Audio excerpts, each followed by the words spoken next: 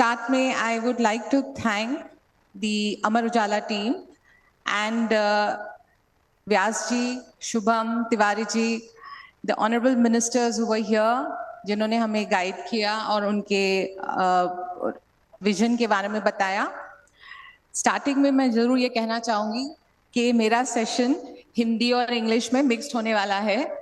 3-4 बार आना वापस आऊंगी तो मेरी हिंदी थोड़ी बेटर हो जाएगी। But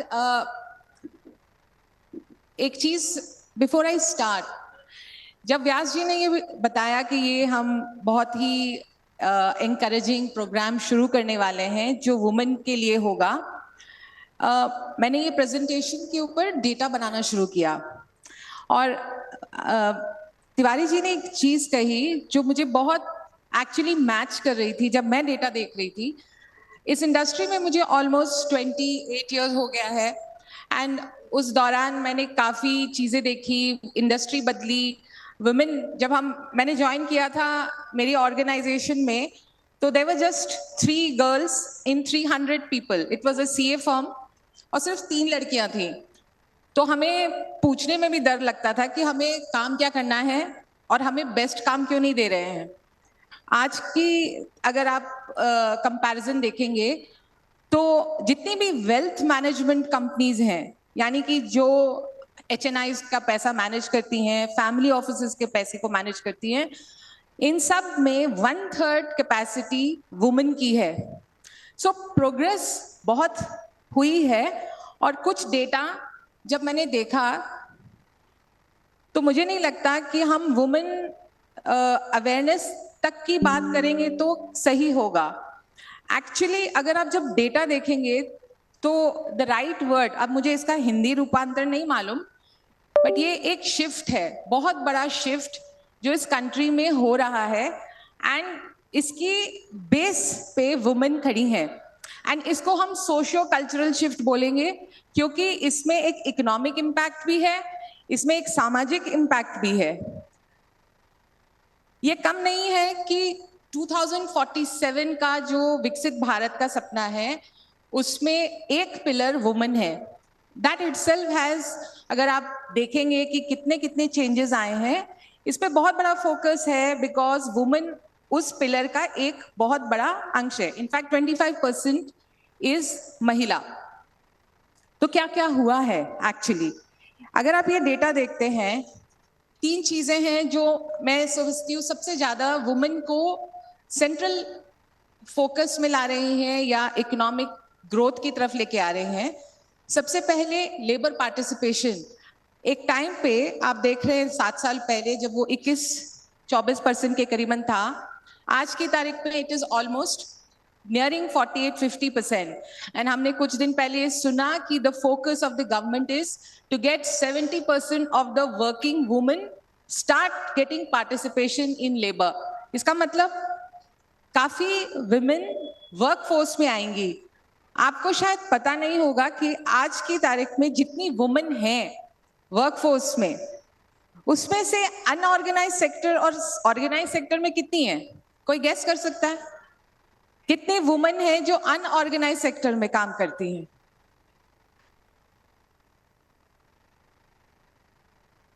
50%, 30%, almost 70% of these women are in unorganized sector और उसका भी एक इम्पैक्ट है। तो जब वुमेन ज्यादा एजुकेटेड होंगी, लेबर फोर्स में आएंगी, उसका इम्पैक्ट फाइनेंशियल इंडिपेंडेंस और फाइनेंशियल अक्यूमन पे ज्यादा होगा।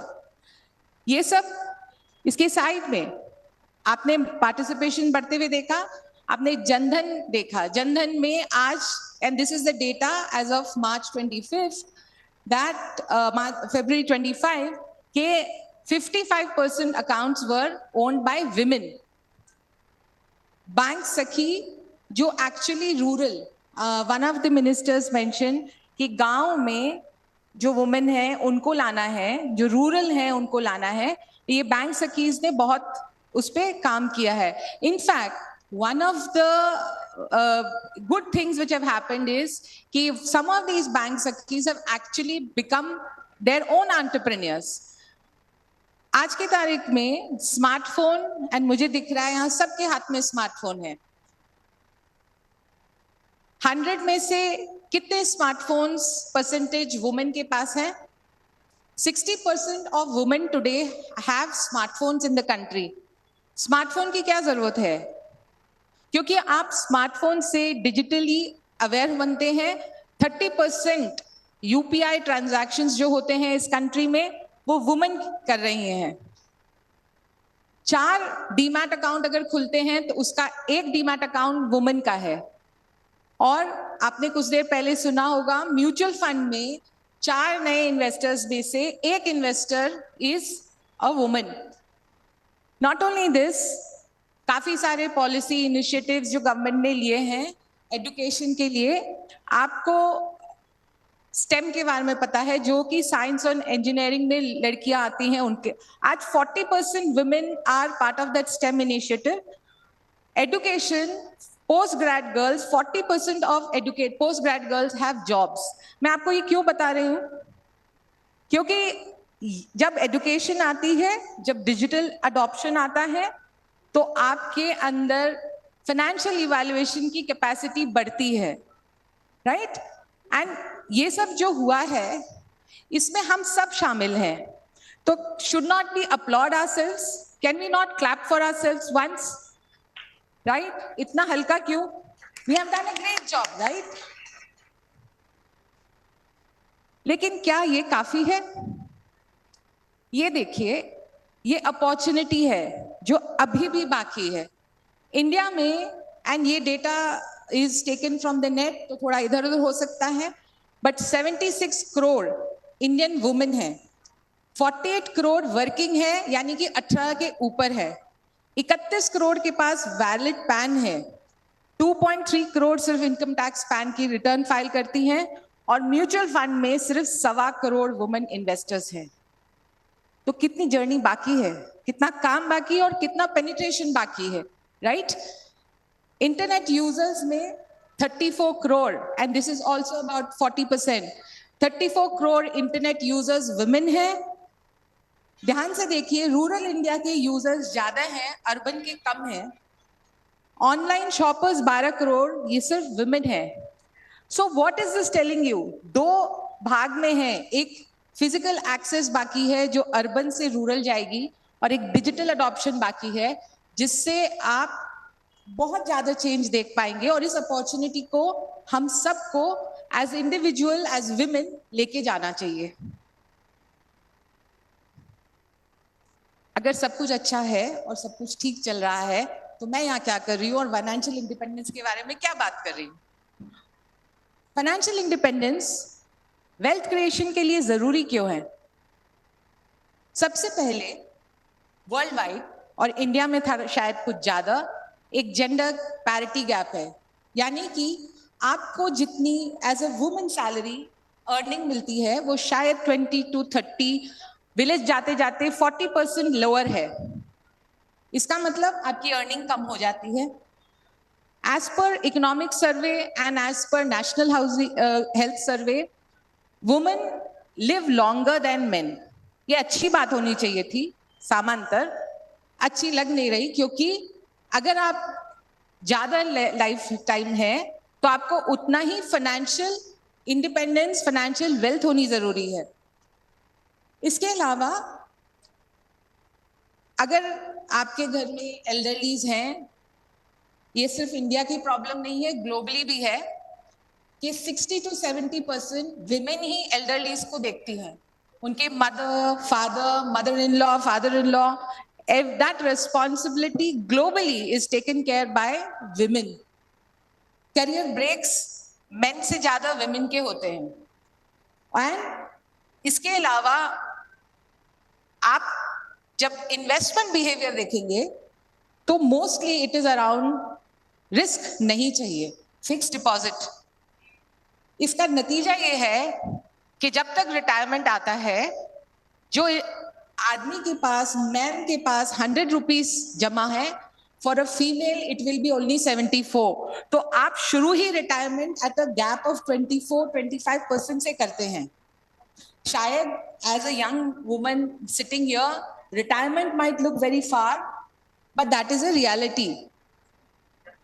एक पॉइंट मैंने आपको यहाँ पर लिखा हुआ है, I don't know if you have noticed that as per Morgan Stanley का एक सर्वे 2030 तक there's going to be a significant rise of single no child women between 25 to 44 years of age. So who will, child is not, neither husband is your retirement package, right? तो कौन आपके medical retirement, who's going to look after that? And ये कहीं दूर दराज नहीं हो रहा है, it is happening around us. Okay, so it is also important to have that awareness. Now look at what does financial independence therefore give you. आपको security है, ऑब्वियसली आप अपने डिसीजंस ले सकते हैं, प्लान कर सकते हैं इन्वेस्टमेंट, एंड जो बहुत बहुत इंपॉर्टेंट कार्य है जो कि हमारे मंत्रियों ने पहले कहा, the editor also said that इतना सा अगर 10% वुमेन पार्टिसिपेशन बढ़ता है तो जीडीपी पे बहुत बड़ा इम्पैक्ट है, राइट? तो हम सिर्फ अपना नहीं सोच रहे, हम इस नेशन का भी सोच रहे हैं, अपनी कंट्री का भी सोच रहे हैं, उसकी भी वेल्थ ग्रोइंग कैपेसिटी में काम आते हैं। पर होता क्या है, हमें सब पता है, हमारी मदर ने हमें सेविंग सिखाई है, हम सेव करते हैं, women are the best सेवर्स।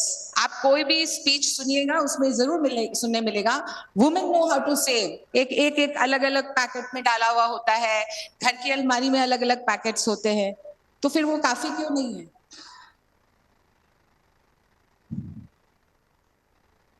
Wealth creation के पिलर्स क्या हैं, and how should you actually plan for wealth creation? The first is आपकी अपनी इनकम। वर्ल्ड में ये स्टडी की है कि अगर आप HNI यानी कि हाई नेटवर्थ इनकम वाले पर्सन बनना चाहते हैं तो मिनिमम 2 to 3 इनकम के जरिए होने चाहिए। अगर आप सैलरी कर रहे हैं, एम्प्लॉयड है, कंसल्टेंट भी बनिए। अगर आप फ्रीलांसिंग करते हैं तो 2 चीज में फ्रीलांसिंग कीजिए, पर जरूरी है कि आपकी cash flow income should be multiple streams. एक स्ट्रीम पे मत, एक पे भी नहीं पहुंचे हम, पर अगर एक पहुंच गए तो मल्टीपल सोचिए। सेविंग और बजटिंग, सेविंग करना जरूरी है, ये हमने अभी थोड़ी देर पहले देखा। बजटिंग क्या होता है? एक गोल्डन रूल है 50-30-20, इसे याद कीजिए। 50% आपकी जरूरत पे जाना ही जाना है, 30% जो आपकी जरूरत है जिसको आप अवॉइड नहीं कर सकते हैं, कभी आ सकती है, पर 20% सेविंग होनी चाहिए। इनकम को प्रोटेक्ट भी करना चाहिए, यानी कि इंश्योरेंस बहुत जरूरी है, and I don't mean insurance of only 5 lakh. Insurance आज के हिसाब से हो, जितना इंश्योरेंस आपको लेना चाहिए आपके घर, आपकी वेल्थ, थेफ्ट, फायर, जो जरूरत है, जिससे कि आपकी इनकम पे कोई नेगेटिव इंपैक्ट ना पड़े। सो इट्स वेरी इंपॉर्टेंट कि इनकम को प्रोटेक्ट करो। वेल्थ बनाने के का एक तरीका वेल्थ को ना बिगाड़ना भी है, right? The most important, invest करिए। किसमें इन्वेस्ट करना चाहिए? एसेट्स में। Fixed deposit is one asset, real estate is one asset, so invest, but invest in multiple assets. Retirement, legacy and estate and debt management. Debt management यानी इतनी अच्छी discount sale चल रही है, credit card free offer 1+1, husband का है उस पर एड ऑन देके गया है axis bank, sorry any bank. सो आपने खर्च कर दिया, फिर आप उसको भुगताइए। तो डेट उतना मैनेज कीजिए जो आप सर्व कर सकते हैं। Do not exceed your debt that is within your real. Coming to retirement and legacy and estate, ये मेरे लिए बहुत फेवरेट टॉपिक है, और मैं आपको एक छोटा सा एग्जाम्पल देना चाहती हूँ। आई डोंट नो यहाँ पर कोई लॉयर है कि नहीं। This is my CA, thank you ma'am. So my CA recently told me of this, that if a woman, married woman, dies without writing a will, the entire property estate goes to her husband, to her children. In case both are not there, it will go to her in-laws and her brother, the husband's brother, but it does not come back to the parents of the lady unless it has been written. So there has been request. I think the government is working on it. But इससे ज़्यादा ज़रूरी है, यहाँ पर कितने लोग working women हैं? How many of have written a will? COVID has taught us, right? कितने लोगों ने will लिखी है? You're a lawyer, ma'am. No, you should clap for her because that's the sole person in the room. But it is very important. So it is important that आप will लिखें. There's a very, I cannot name, a big article which came few days back, where a woman whose husband had disappeared for 6 months, जाते रहते थे बीच में, तो उन्होंने सोचा फिर चले गए कहीं. And then out of the blue, उनको बैंक से कॉल आने लगे for reversal of loan. Then they landed up in her house कि property seize होने वाली है. तो उन्होंने पूछा मैंने कोई लोन लिया ही नहीं है. She is a well established businessman and I'm telling you, हम ये सोचते हैं कि ये शायद कहीं और होता है, but this is someone who is extremely rich, educated, and then she finds that a document in which she had co-signed was a loan taken against property in her name.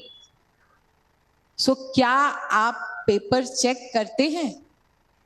आप जो पेपर पे sign कर रहे हैं वो आप देखते हैं? बहुत जरूरी है. And legacy should not be taken for granted. आप जो earn कर रहे हैं आपकी अपनी income से, you have to write down कि ये legacy किसको जाएगी. It is very nice to plan for your children, plan for your vacation, but you should know what you're doing. And it is very important. So please, this is a extremely important topic. And retirement, मैंने ऐसे पहले ही बताया, retirement के लिए plan करना बहुत ज़रूरी है, because in the coming times, the way we are, progressing as single families, single units, it won't be far that you have to look after yourself. So you should know your medical requirements. Now, coming back to this wealth creation, तो strategies क्या हैं? मैंने आपको बताया कि क्या pillars हैं, इन्हें आपको याद रखना है. तो strategy क्या है? Sorry. The first is asset allocation. Gold ने इस साल कितना रिटर्न दिया है? ये आंसर तो आना चाहिए. वुमेन है यहाँ पर, सब गोल्ड खरीदती है. कोई गोल्ड नहीं खरीदता है यहाँ पर? Informed people. Yes. So gold and equity has given similar return. Yes, ma'am. You have an answer. बोलिए.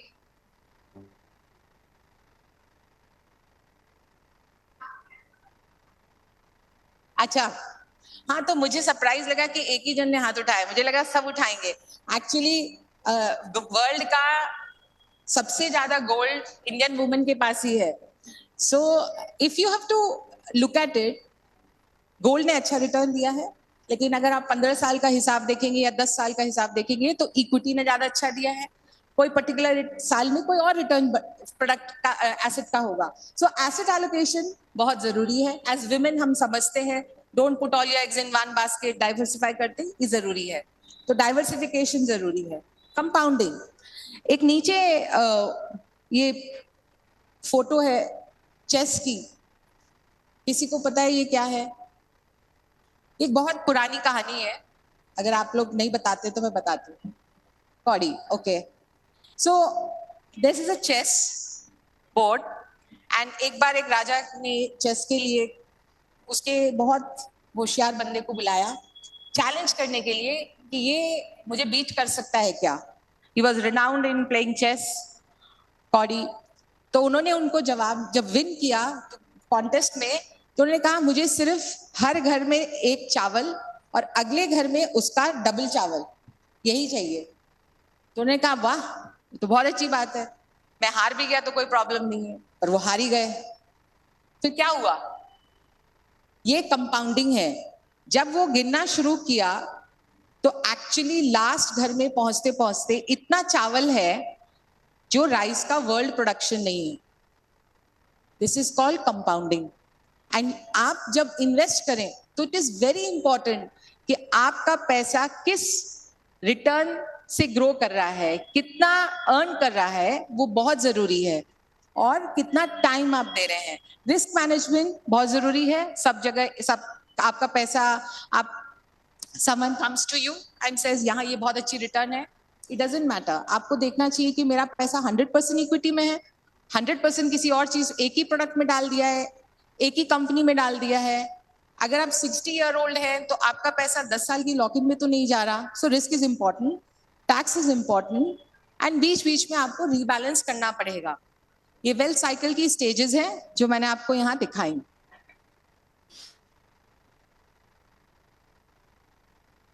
नाउ ये तो इतना सब बताया, लेकिन एक्चुअल में हकीकत क्या है? हकीकत ये है कि वुमेन फिक्स डिपॉजिट को ही लेके बेस्ट प्रोडक्ट मानती हैं। We are risk conscious, security wise हमको चाहिए कि एकदम फिक्स रिटर्न मिले, and that is why what you see here, women का maximum investment lies in fix deposits, mutual fund is far lower.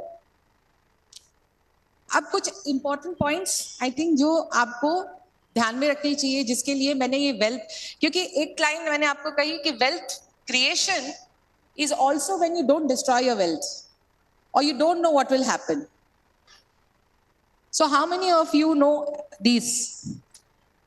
There are inoperative provident fund accounts with EPFO, unclaimed bank deposits, unclaimed insurance.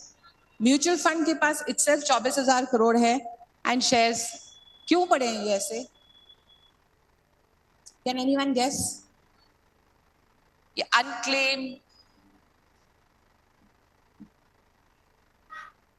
Yes yes,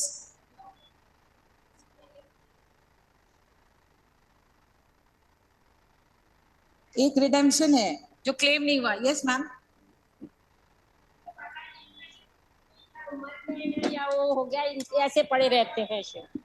हाँ hello, ये जो लोग की death हो गई है या जिनको नहीं पता, उनकी पीढ़ी आगे किसी ने लिया और उनको नहीं पता शेयर कहाँ हमारे डाले गए हैं, ये उन लोगों के मतलब अकाउंट रहता है। एब्सोल्युटली। तो ये वो केसेस है जब वाइफ को पता नहीं था कि उनका नॉमिनेशन है, उन्होंने कभी देखा ही नहीं, या उन्होंने नॉमिनेशन ही नहीं किया। So this is that money. So what should you do? First thing, go back and check all your investments. अपना भी देखिए, फैमिली में भी देखिए, और नॉमिनेशन है कि नहीं चेक कीजिए, बिकॉज देन गवर्नमेंट के पास ये पैसा जाता है। बहुत बड़ी चीज है on inflation, which I said कि आप जब रिटर्न बनाते हैं तो हम भूल जाते हैं कि 7% FD का मतलब ये नहीं है कि अगर इन्फ्लेशन 7% है तो net return is 0। You can see that if you started with 30,000 today as your expense and सिर्फ 5% इन्फ्लेशन पकड़ेंगे तो 20 साल में आपको महीने का खर्च 80,000 होता है। और वही सेविंग अगर आपने 1 लाख आज रखी है तो 20 साल बाद वो 35,000 रुपए रह जाएगी। So inflation is extremely important. Now this was a survey which was done by DBS along with CRISIL कि actually women कहाँ invest कर रही हैं, और आप देखेंगे कि 51% जो हमने पहले स्लाइड में देखा, 16% in gold, 15% in mutual fund, and 10% in real estate. So investments are all lopsided, not diversified. Different type of assets है, you can invest in all these depending on your risk profile. Okay, now let's look at, हमने एक बात कही, inflation को beat करना चाहिए। So what is the product? Equity has been called the wealth creator rightfully. If you had invested 1 lakh in 1980 in the Sensex, today it would be at around 8.5 crore, which means it is compounded at 16% हर साल। तो equity में सब पैसा क्यों नहीं डाल सकते? क्योंकि इक्विटी की जर्नी स्ट्रेट नहीं होती, वॉलेटिलिटी रहती है। सो अब अगर आप आज पैसा डाल रहे हैं और कल आपको लगता है market has fallen, you would come back thinking कि मेरा तो कैपिटल लॉस हो गया। So people can not put everything in equity because of asset allocation, and also volatility को अंडरस्टैंड करना जरूरी है और अपने फेवर में लाना जरूरी है। तो इसके लिए जो प्रोडक्ट है जिसका आज I think everybody knows this more than mutual fund, if I have to say, is SIP. And SIP का मतलब, yes, not small investment plan. It is a systematic investment plan, which means हर महीने जो हम as mothers, as daughters करते आए हैं थोड़ा थोड़ा investment, we can do the same here, but it goes into the market. Now, what does therefore SIP do? Because आप हर महीने थोड़ा थोड़ा डालते हैं, it averages, आपका कॉस्ट कम होता जाता है, या आप जो इन्वेस्ट कर रहे हो मार्केट के अनुसार हर महीने यू आर डिसिप्लिन। ऐसा नहीं कि आज याद रहा, आज खर्चा नहीं था तो आज कर दिया, कल कोई एक्सपेंस आया तो नहीं किया। It puts you on a discipline path. Remember I said 50-30-20। SIP कितना करना चाहिए? एक बार किसी ने ये पूछा कि हमको SIP महीने का कितना करना चाहिए। अगर आप बैंक जाते हैं और लोन मांगते हैं तो वो आपके लिए गणित करते हैं, राइट? क्या गणित है वो? कि आप महीने की कितनी EMI दे सकते हैं, आप उतना SIP कर सकते हैं। So when you decide what SIP you have to do, find out your maximum capacity and whatever you can manage, do up to that. Right? ऐसा क्यों? जितना लंबा टेन्योर होता है, आप जो लास्ट में देख रहे हैं, दिस कॉलम इज 25 years. उन्होंने इन्वेस्ट कितना किया था? 5,000 रुपए पर महीने। 10 साल में वो कहां पहुंचा? And then you see what happens in 25 years. So the longer you stay, the longer is compounding, and therefore the better your output. Delay करने से कितना फर्क पड़ता है? This chart tells you that if you start at age 25 versus starting at 40, you are at 23 lakh versus 6 lakhs. So it's almost 4 times. 4 times lower value from what you had started with. This also tells you about how rupee cost averaging works. जो मैंने आपको कहा कि अगर market volatile है, market गिरता है, तो आपको यूनिट्स ज्यादा मिलेंगे, नुकसान नहीं होगा, क्योंकि जर्नी लंबी है। अगर आपको यहां से, ये हमारे लॉन्ग अगर आप जर्नी बना के चल रहे हैं तो आप you will not get down. If you are planning to go from here to Varanasi, आप बीच में नहीं उतर जाएंगे, बिकॉज आपका पर्पस कुछ और था, राइट? सो सिमिलरली अगर आप एक सिप को गोल से बांधते हैं, आपका एक पर्पस है, तो पर्पस जब तक खत्म नहीं होता है तब तक आप सिप स्टॉप नहीं करेंगे, एंड अब उतार चढ़ाव के कारण आपको ये यूनिट का बेनिफिट मिलेगा। इसलिए कंपाउंडिंग को 8th wonder of the world बोला जाता है। I come to my last slide. This is dedicated to all the women, and हम सब मूवीज देखते हैं। We've seen this movie. In 2 characters का नाम बता सकते हैं? याद है किसी को? एक का नाम क्या था? फूल एंड दूसरे का मंजू। ये कौन सा सीन है? जब उसे पहली दफा अपने आप पैसा मिलता है, right? She gets her first cash from Manju. The other scene is जब मंजू एडवाइस कर रही है कि इंडिपेंडेंट होने के लिए सोच जरूरी है, और वो जो 2 कोट्स हैं वो ही दर्शाते हैं, जब हम सोच लेते हैं कुछ करने का, there is no limit to what you can do, and if you are courageous, अगर आप हिम्मत दिखाएंगे तो आपके इकोसिस्टम से, आपसे जुड़े हुए और लोग भी इंस्पायर होते हैं. So you spread that contagion, you make everyone more courageous to stand up and think for their own financial well-being.